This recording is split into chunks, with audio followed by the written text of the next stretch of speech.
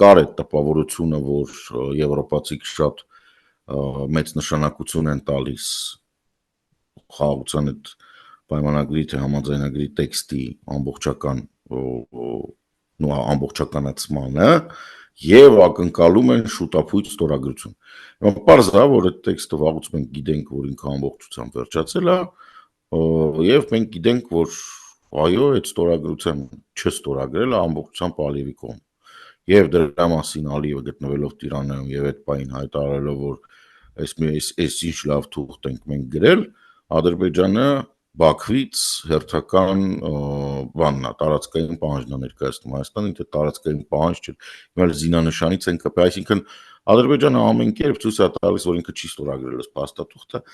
եւ ես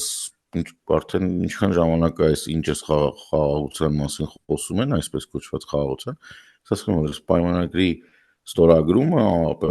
իրականացվելու է Պուտինի արումով, այսինքն մինչև Պուտինը չսատկի, այս պայմանագիրը չի ստորագրվելու,